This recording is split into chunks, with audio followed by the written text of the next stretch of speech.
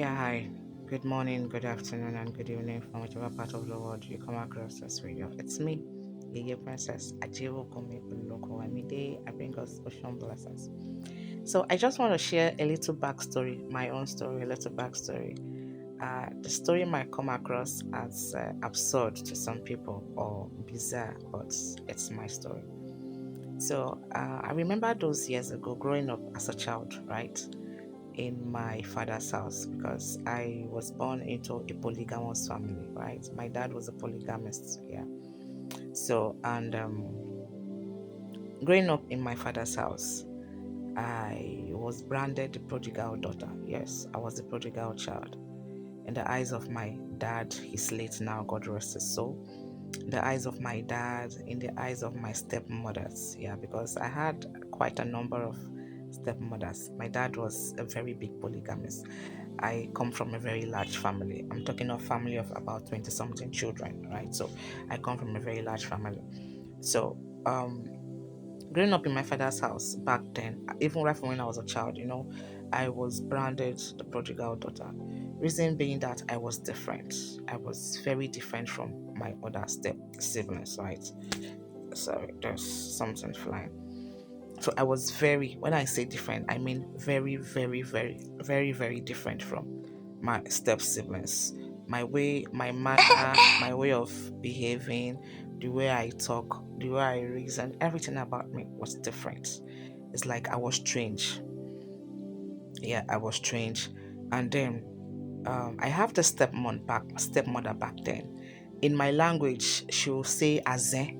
Now, for the people that are Benin people, Edo people, they know the meaning of Azen. Azen means witch, right? So that my stepmom, that was what she usually calls me back then, Azen. She calls me a witch. That was because she could not comprehend my kind of person. To them, I was mysterious, right? I was strange. I was different in all form. I was different in all ways. Like I was totally different. Like I was abstract from my step ones, right? I was so, to them, I was strange.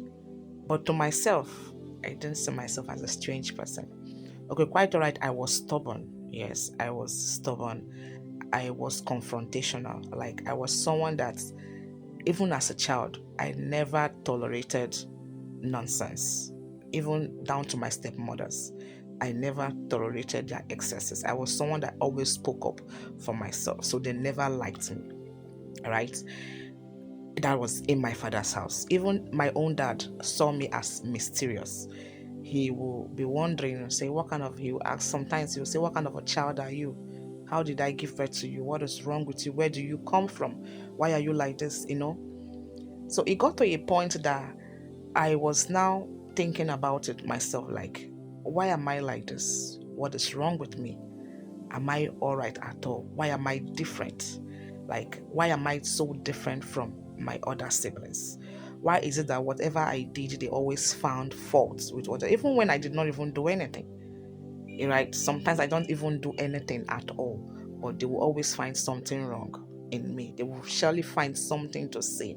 So I was labeled the black sheep. Yes, growing up, I, Princess, was the black sheep in my father's house. Yes, I was the black sheep in my father's house. I was that child that they looked at and said, this one, she will not amount to anything. This girl, she will not, this one will not amount to anything.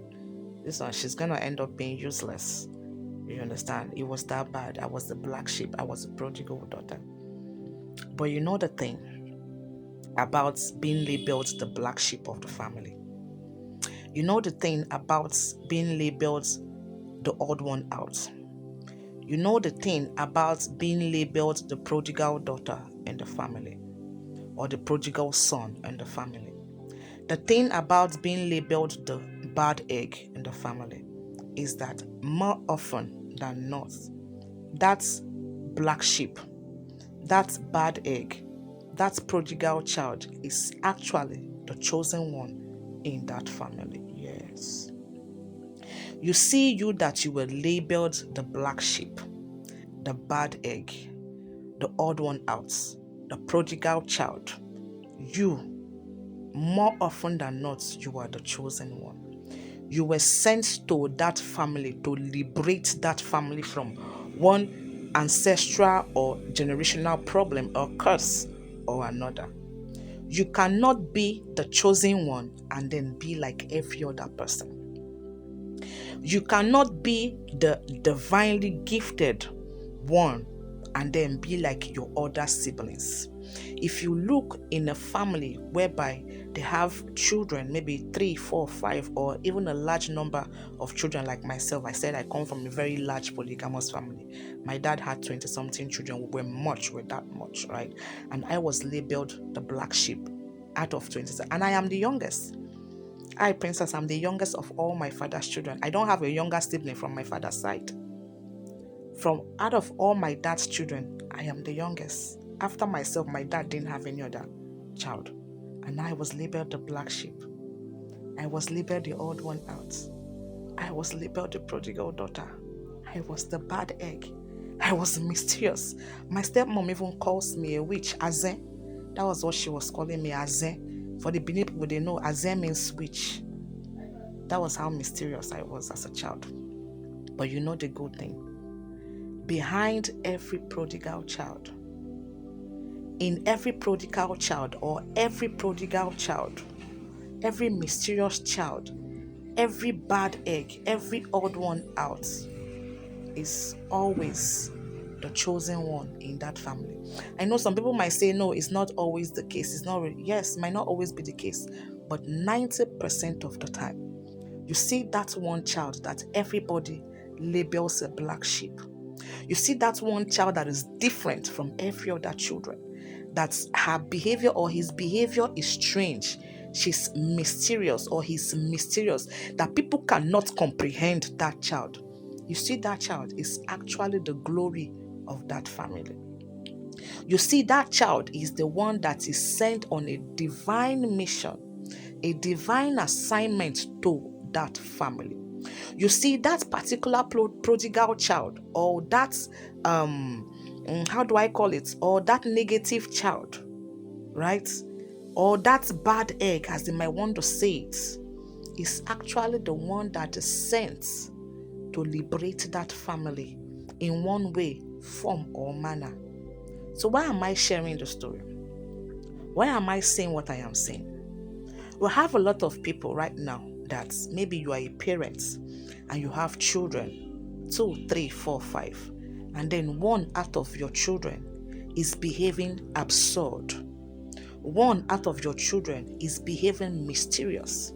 One out of your children is behaving strange, and you are worried that why is this child different?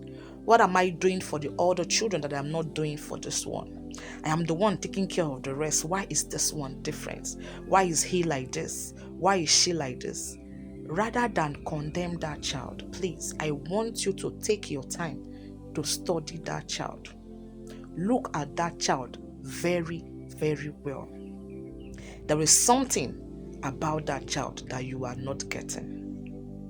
For every parent that out of your children, one is behaving in a way that you as a parent, you cannot comprehend. You don't understand why he or she is like this.